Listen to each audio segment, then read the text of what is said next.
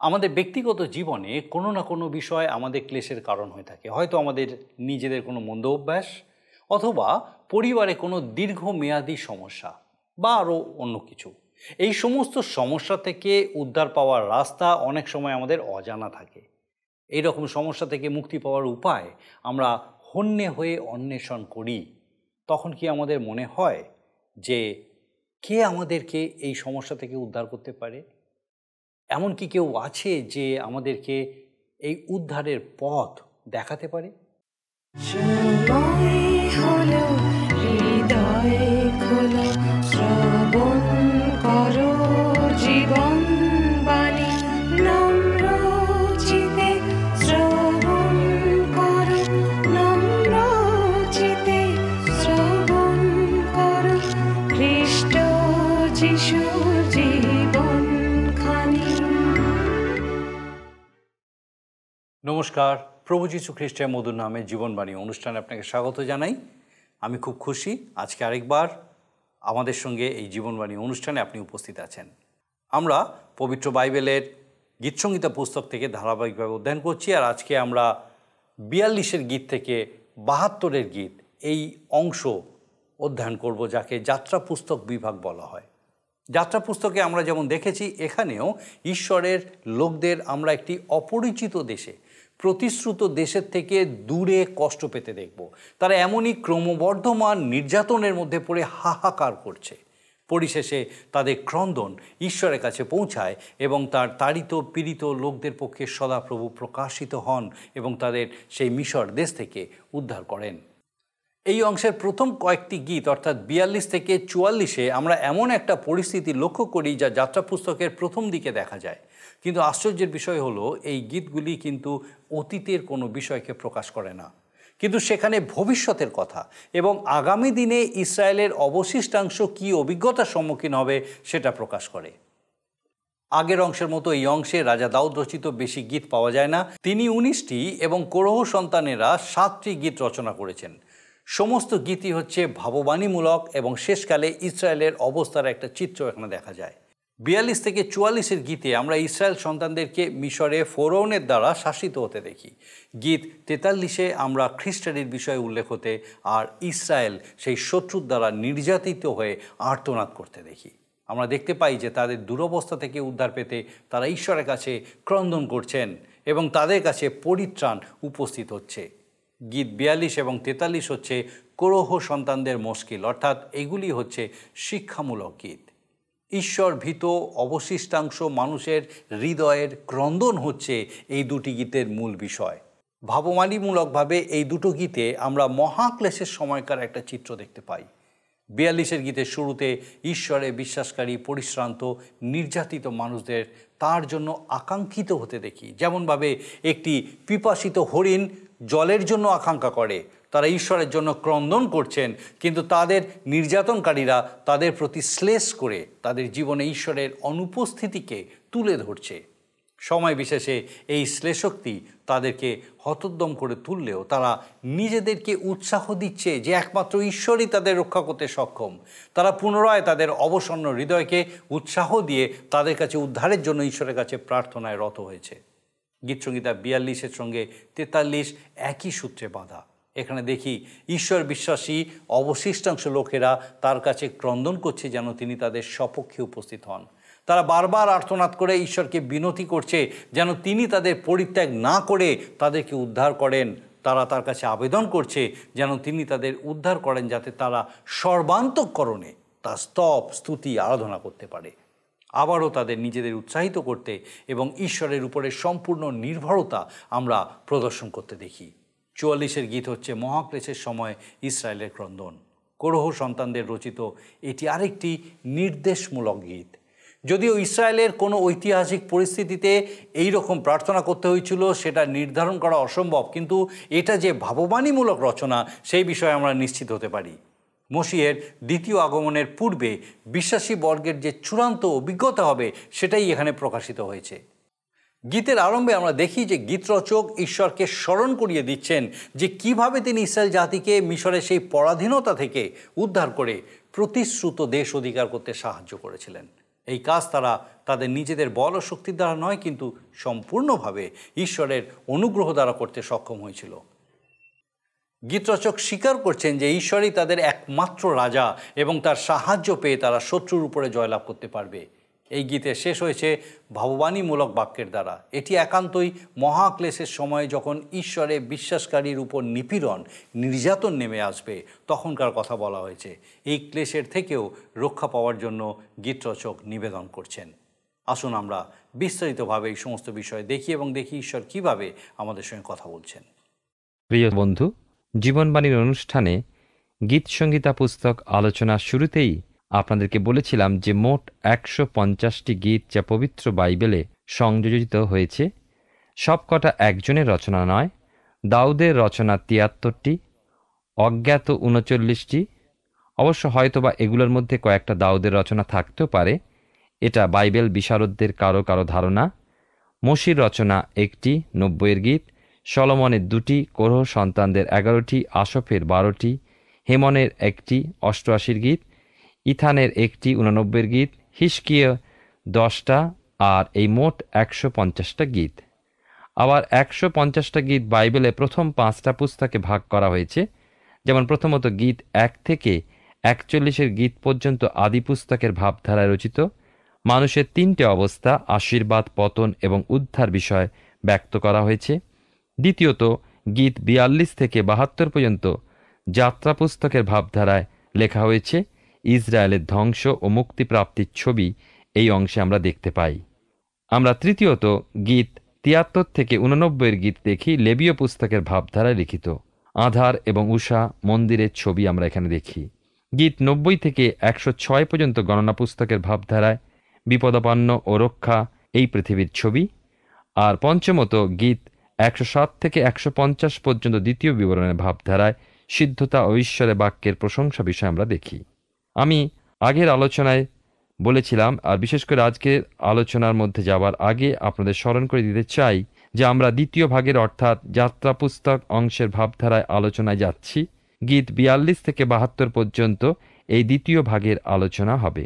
যাত্রা পুস্তকে প্রথমেই আমরা ইসরায়েল জাতিকে দেখি এক বিদেশ ভূমিতে। অত্যাচার, নির্যাতন, নিপীড়ন, মৃত্যু, ঘৃণা, হতাশা ও নিরাশার আঁধারে ঘেরা মিশর দেশে প্রায় 430 বৎসর এইভাবে কেটে গেছে। প্রতিজ্ঞাত দুগ্ধ মধু প্রবাহিত এক দেশ তাদের জন্য আছে, কিন্তু কোথায়, কত দূরে, কে নিয়ে যাবে? মহাযাতনার মধ্যে দিন কাটছে। শাসক গোষ্ঠী তাদের ঘাড়ে পা দিয়ে আছে, হাতের চাবুকের ঘায়ে শরীর কেটে ক্ষতবিক্ষত হচ্ছে। উদ্ধারকারী কি কেউ নেই? হ্যাঁ, আছেন। তার নাম জিহোবা সদাপ্রভু। ইসরায়েল মুখ তুলে চাইল, তার কাছে কাঁদল, বাঁচাও। আর এই যাতনা সয় না, সদাপ্রভু ঈশ্বর তার সময় নিরূপণ করলেন, ইসরায়েল জাতিকে উদ্ধার করলেন, প্রতিজ্ঞাত দেশে আনলেন, প্রতিষ্ঠিত করলেন। কিন্তু মানুষ অবিশ্বস্ত, অবাধ্য, অবুঝ। সময় এলো, নিজ দেশ হতে বিতাড়িত হল। তারই মধ্যে কিছু ঈশ্বরভীত ইসরায়েল রয়ে গেল। গীত 42 থেকে 48 এই 7টা গীতে আমরা যাত্রা পুস্তকের প্রথম অবস্থার বিষয় পাব। পরে সুদূর ভবিষ্যতে ইসরায়েলের অবশিষ্টাংশের বিষয় ভাববাণী ভরা গীত শুনব।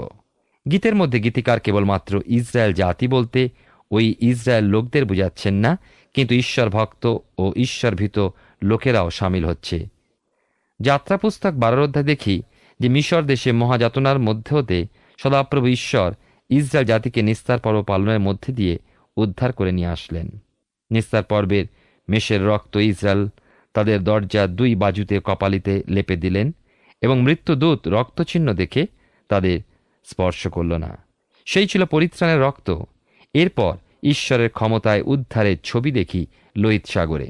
গীত 42 এবং 43-এর আরম্ভে লেখা আছে কোরহ সন্তানদের মুশকিল। আর এই কোরহ সন্তান কারা?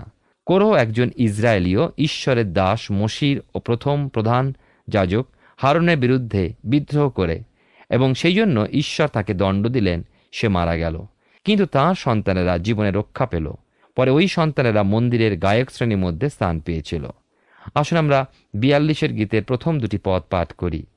হরিণী যেমন জলস্রোতের আকাঙ্ক্ষা করে, তেমনি হে ঈশ্বর আমার প্রাণ তোমার আকাঙ্ক্ষা করিতেছে। ঈশ্বরের জন্য, জীবন্ত ঈশ্বরের জন্য আমার প্রাণ তৃষ্ণার্ত। অনেক বাইবেল ব্যাখ্যাকারী মনে করেন যে বর্তমানে ইসরায়েল যে রাজত্ব স্থাপন করছে এ রাজ্য আবার ধ্বংস হবে এবং ইসরায়েল জাতি ছিন্ন ভিন্ন হবে। হয়তোবা আমাদের জীবনকালেই হতে পারে। তাদের ধারণা ঈশ্বর ভক্ত অবশিষ্টাংশ এখন ইসরায়েল দেশের মধ্যে নেই। ইসরায়েল এখন দুটি দল আছে। এক দলকে বলা হয় নিষ্ঠাবান জিহুদি, যারা বিশ্বাসে অপেক্ষা করছেন যে মসিহ আসবেন এবং মন্দির পুনর্নির্মিত হবে। অপর দল ধর্ম বিষয়ে উদ্যোগী নয়, কিন্তু রাজনীতি নিয়ে ব্যস্ত। তাদের প্রধান চিন্তা মিশর, আরব এবং জাতিসংঘের সাথে কিভাবে মোকাবিলা করবে। ঈশ্বর ভক্ত অবশিষ্টাংশের লোকেরা যেমন অতীতে তেমন আজও ঈশ্বরের আকাঙ্ক্ষা করে আছে। সর্বকালের ভক্তদল ওই একই বিশ্বাস দৃঢ়রূপে ধরে রেখেছে। তারা দাউদকেও তাদের দলের মনে করেন। হয়তো দাউদ পর্বতের কোনো গুহায় বসে নিচে উপত্যকায় দিকে চেয়ে রয়েছেন।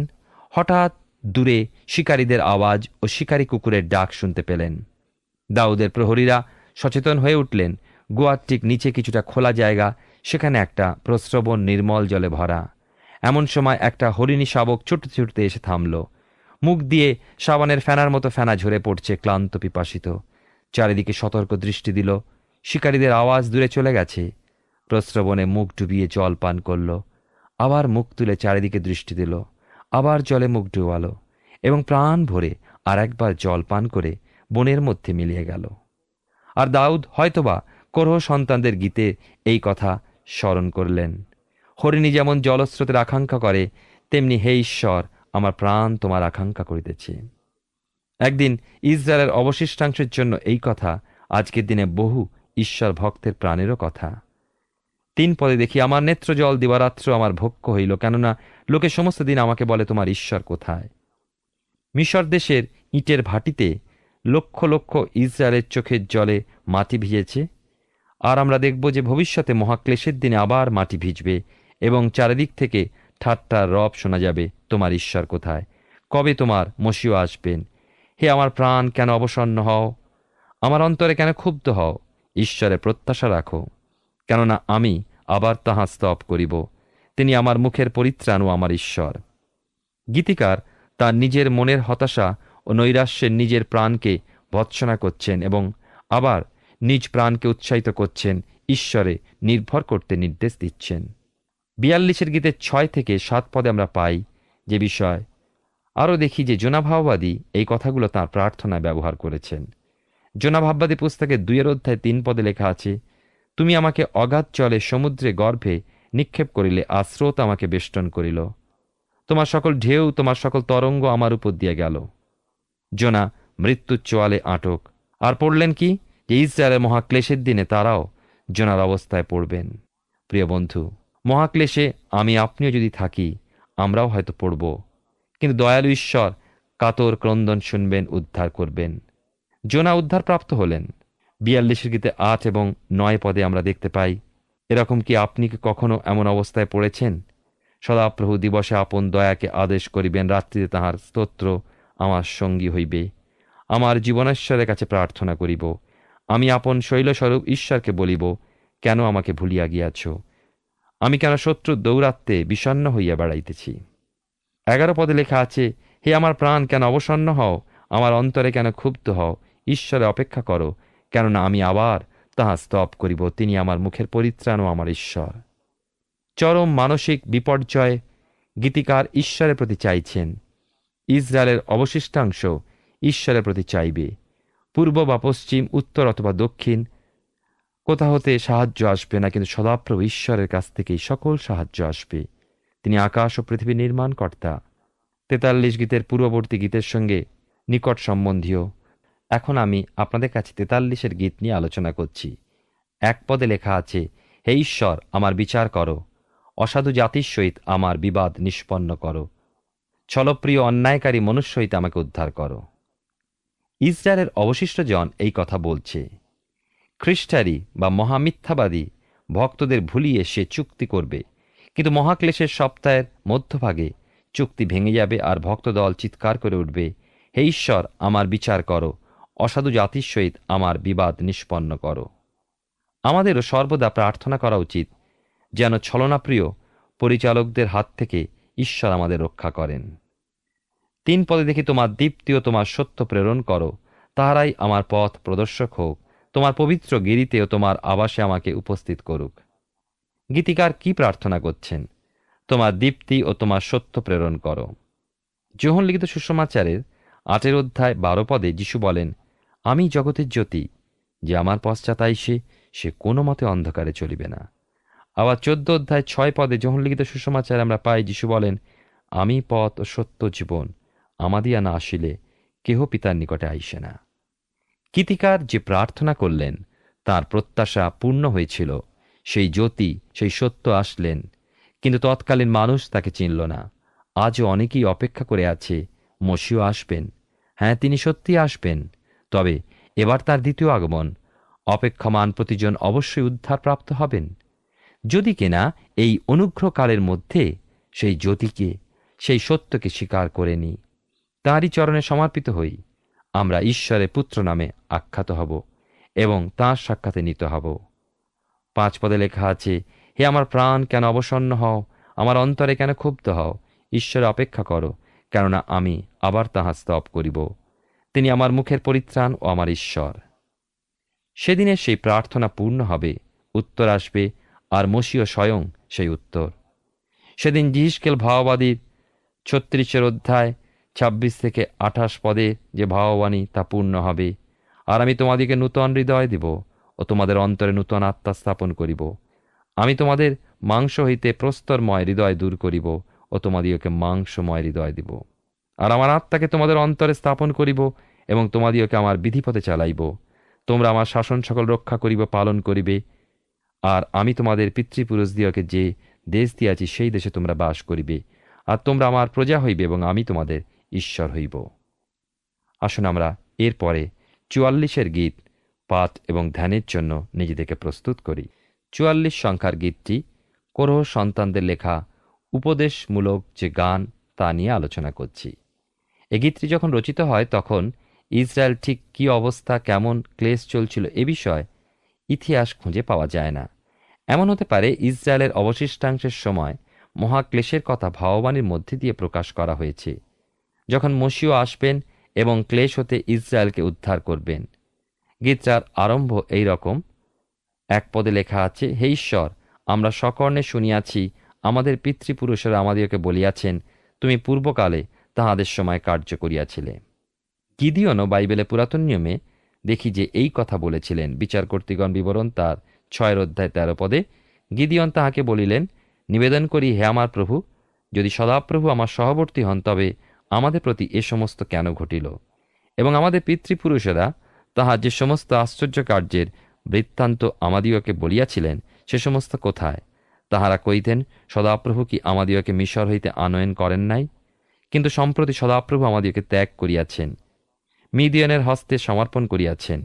ওই সময় যখন ঈশ্বর ইসরায়েলকে মিদিয়নদের হাতে থেকে উদ্ধার করার ব্যবস্থা গ্রহণ করেছেন, ইসরায়েল তাদের পিতৃপুরুষদের কালে যে সকল আশ্চর্য কাজ করেছিলেন সেই সকল বিষয় স্মরণ করল।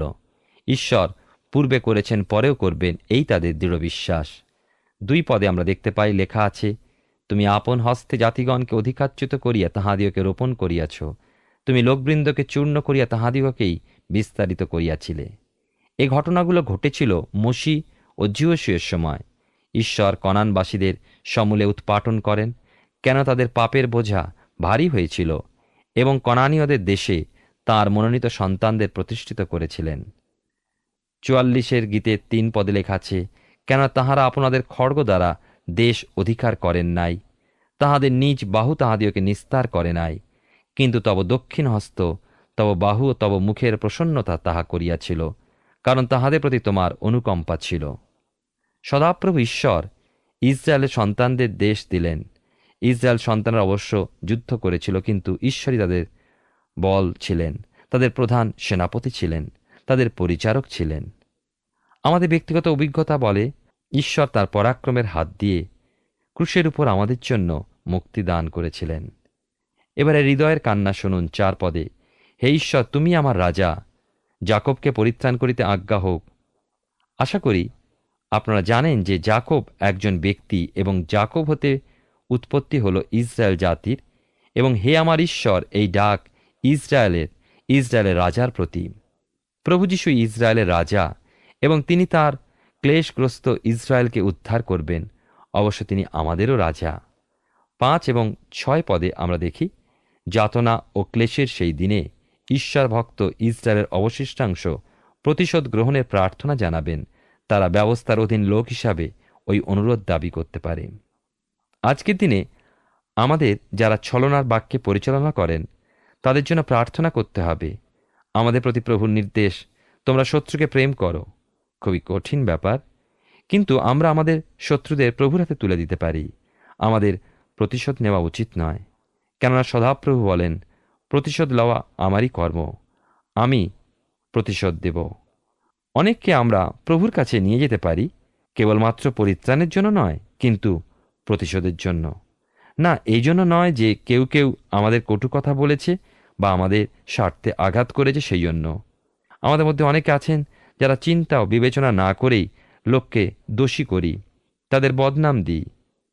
আপনার পুরোহিত মশাইকে বদনাম দেবার বিষয় আপনি সাবধান হবেন, কেননা এই জগতে ঈশ্বরের বাক্য বলার জন্য ঈশ্বর তাকে নিযুক্ত করেছেন। যদি পালককে বা পুরোহিতকে হেয় করেন, আপনি ঈশ্বরকেই হেয় করেন, এবং সেই কাজটা আপনি করছেন জগতের লোকের সামনে নিজের বাহবা কুড়াবার জন্য। মনে হয় এই কারণেই বহু লোক বাইবেল ও মণ্ডলীর বাইরে চলে যাচ্ছেন।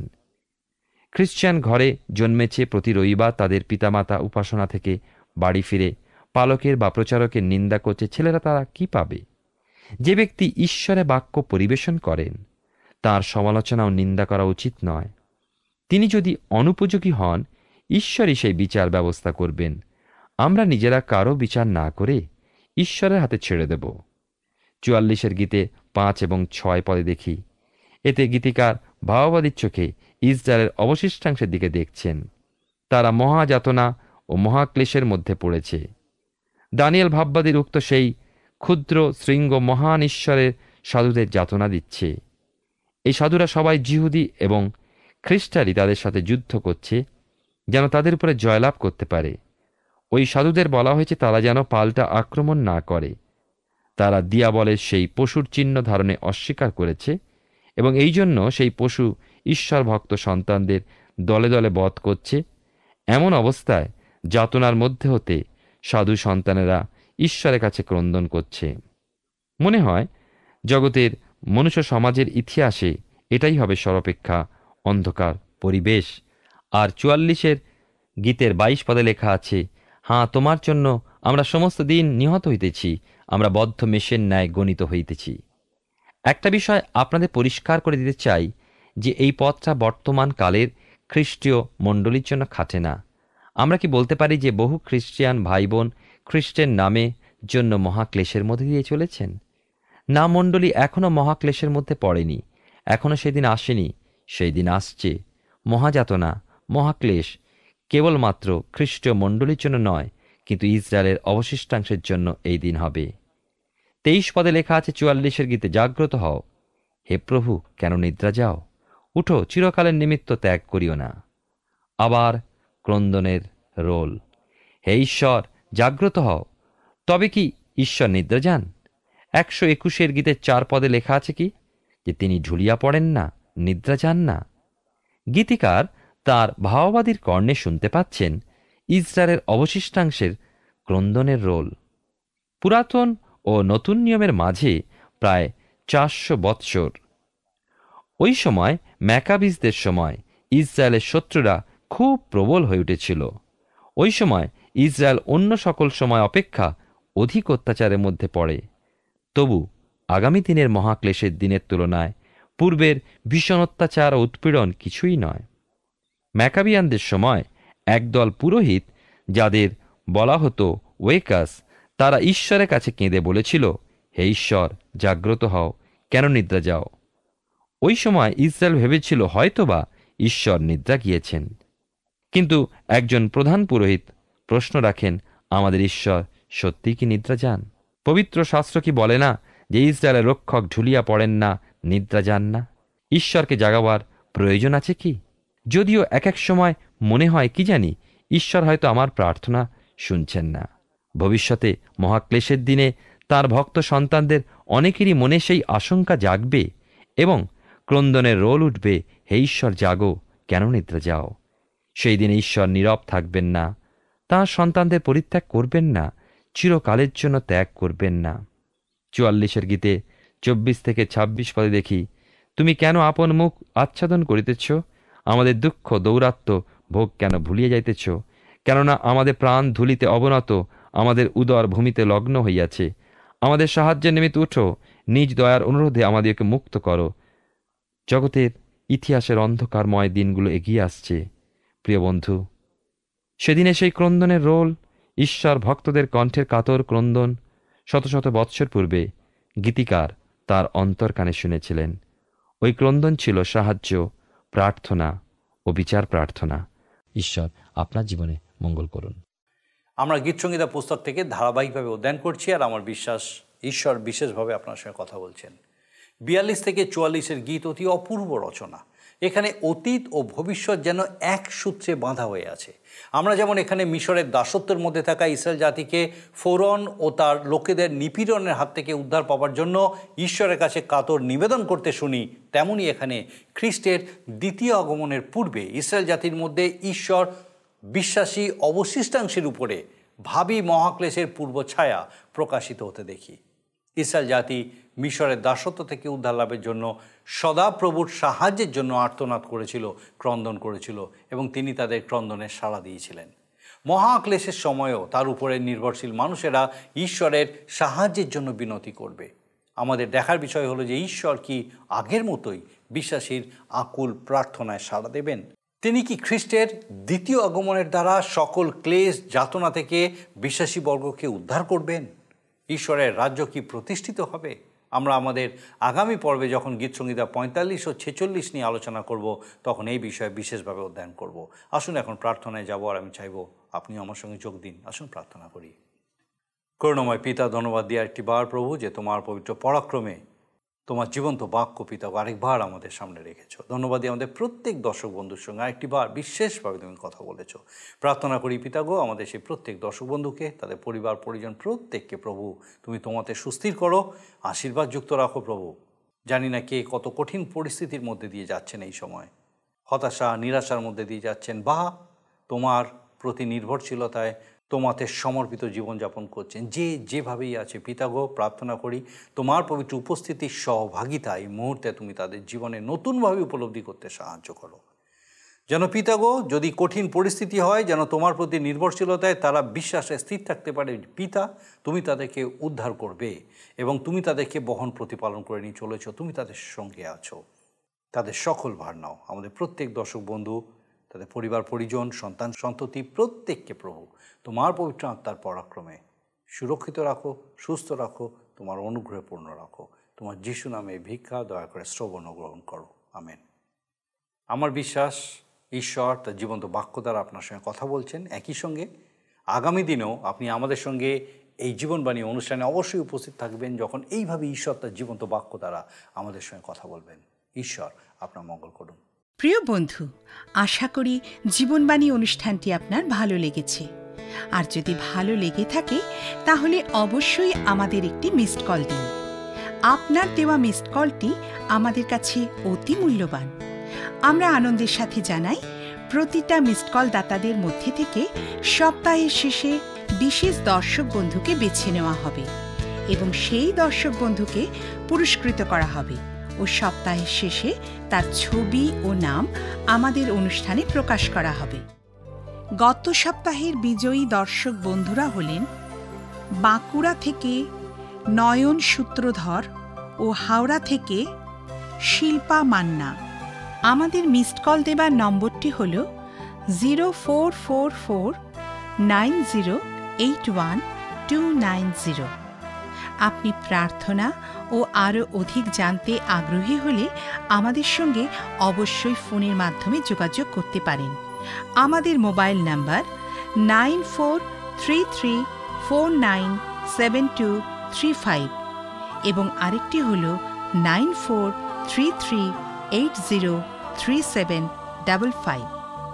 আর আমাদের ঠিকানা টিভি স্ক্রিনে আপনারা দেখে নিন। ধন্যবাদ। ভালো থাকুন, সুস্থ থাকুন।